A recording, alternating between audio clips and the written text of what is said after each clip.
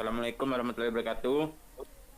Waalaikumsalam Waalaikumsalam warahmatullahi warahmatullahi wabarakatuh. wabarakatuh. Kami dari kelompok pertama akan mendemonstrasikan presentasi dari PowerPoint yang telah dijelaskan sebelumnya.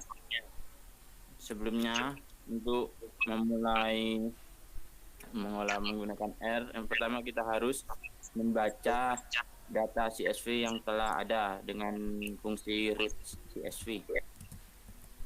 Claim sama dengan read CSV. Setelah itu, data sudah terbaca di R, lalu kita untuk mengetahui variabel-variabel yang ada di CSV tersebut, kita menggunakan fungsi str claim.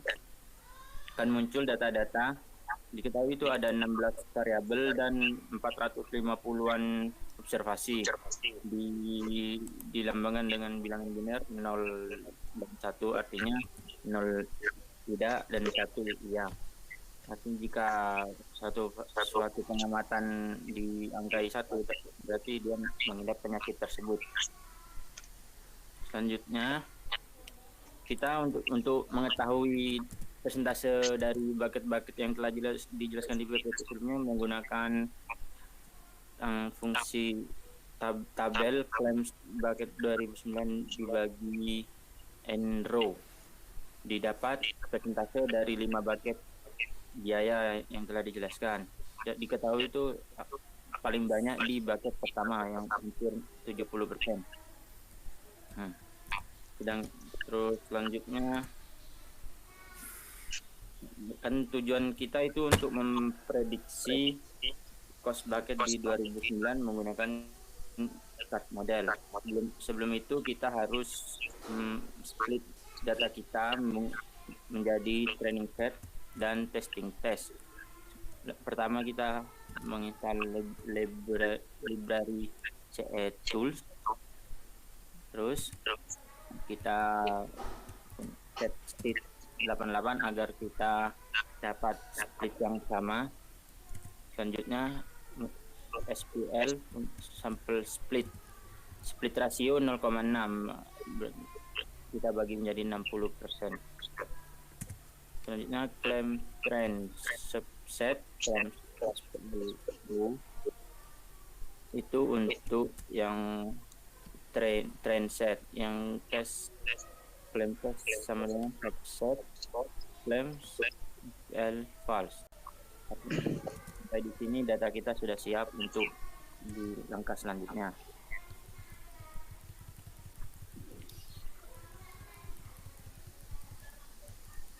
Monggo Mas Ben. Selanjutnya di sini kita akan menggunakan metode dalam penggunaan di software R.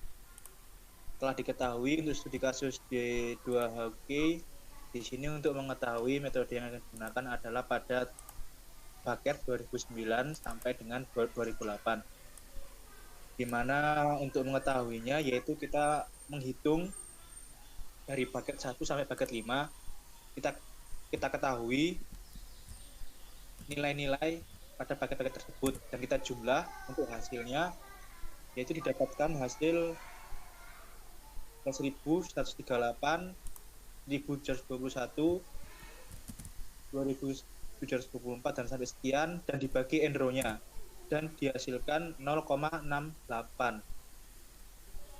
Dan selanjutnya kita menghitung atau untuk mengetahui matrik penaltinya, yaitu dimana diketahui untuk matriksnya yaitu 0, 1, 2, 3, 4, 0, 1, 2, 3, 4 dan seterusnya, dimana n row-nya adalah 5. Diketahui untuk penalti matriksnya dengan kolom 5 dan baris 5 kita buat mendatar dengan matriks yang telah diketahui, dan selanjutnya adalah mengetahui penalti errornya pada metode dasar tersebut yang telah kita ketahui di atas sebelumnya, yaitu didapatkan hasil untuk penalti errornya adalah 0,7386, di mana dengan cara penambahan matriks tabel pada bracket 2009, 2008 dan dikali penalti matriksnya dibagi dengan enrow-nya yaitu 5. Dan selanjutnya adalah untuk mengetahui chart modelnya yang akan dijelaskan oleh saudara Busiri. Ya, terima kasih atas waktunya Mas Benhard. Mari kita lanjutkan ke proses membuat pohon keputusan dengan metode chart atau classification and regression tree untuk memperkirakan biaya perawatan kesehatan. Sebelum menampilkan model chartnya, pastikan package rpart dan rplotplot di-load dengan fungsi library.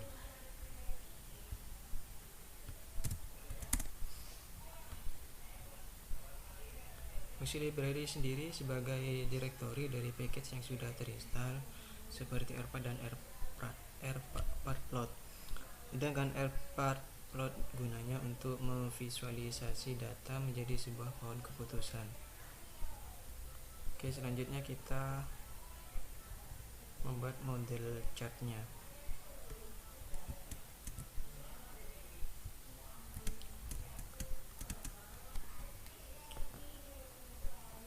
Model chart dibuat menggunakan fungsi rpart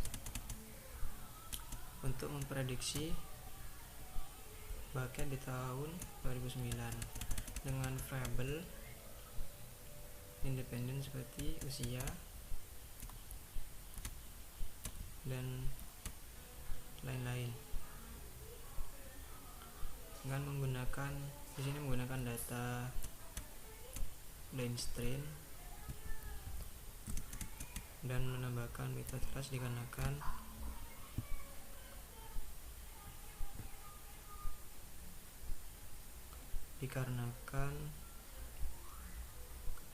memiliki masalah klasifikasi di sini.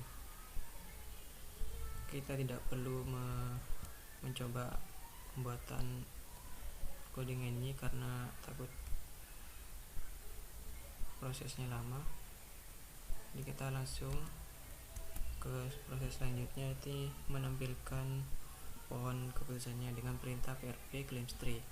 Nah, setelah perintah ini dijalankan, maka akan muncul pohon keputusannya seperti ini.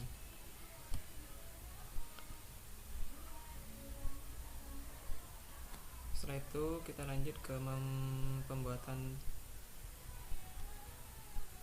prediksinya dengan fungsi predict. Kita akan coba.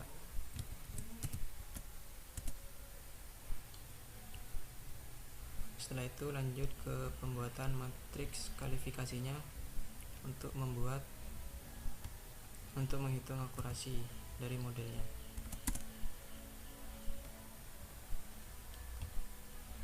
Jadi untuk menghitung akurasi di sini menjumlahkan angka yang terdapat pada diagonal hasil predict test tadi dan dibaginya dengan jumlah total pengamatan atau enrow.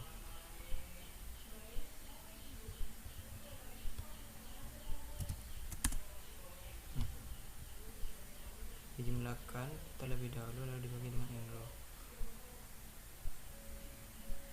Jadi akurasi yang sudah dibuat tadi, model yang dibuat tadi memiliki akurasi sebesar 71%. Untuk kesalahan penaltinya bisa menggunakan fungsi matriks penalti yang sudah Mas Benhard coba sebelumnya.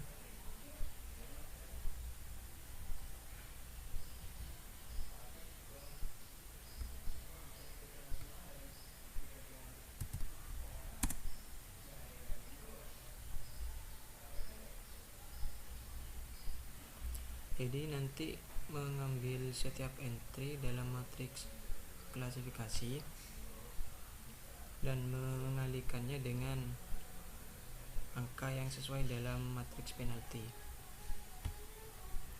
Jadi sekarang kita hanya perlu menjumlahkan semua angka dalam matriks ini dengan menggunakan function sum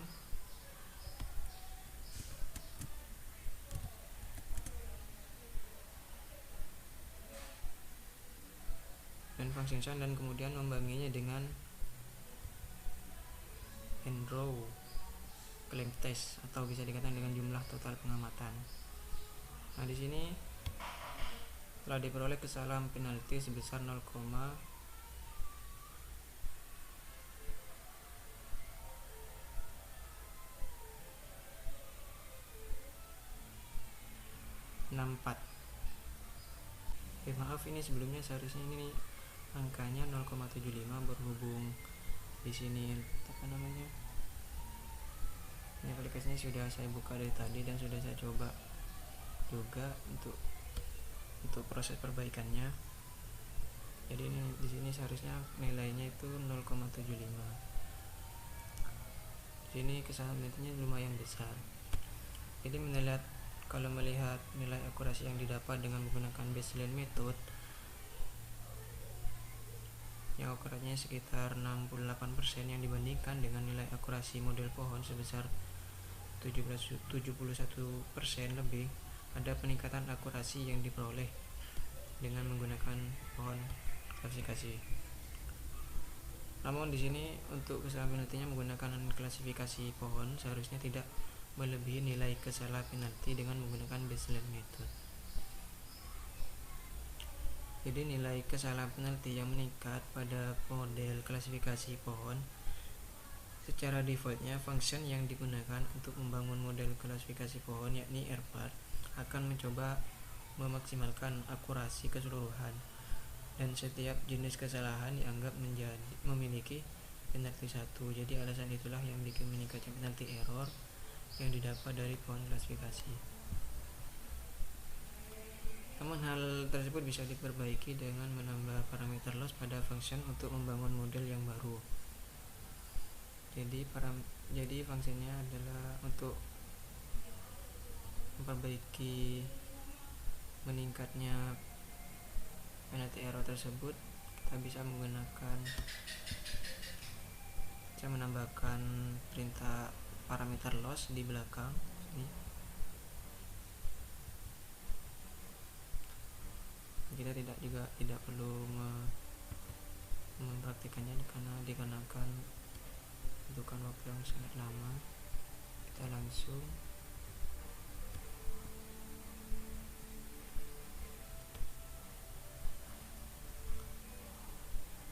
langsung melakukan prediksi ulang dengan function yang sudah dicoba tadi.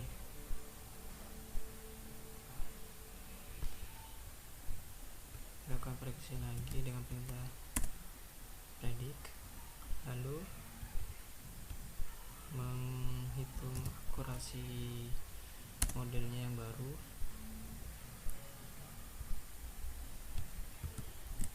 Sama seperti yang sebelumnya. Nah, ini akurasi model yang didapat setelah ditambahkannya parameter loss tadi.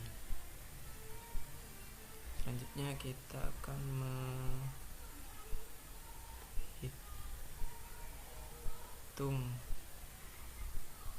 menghitung kesalahan penaltinya.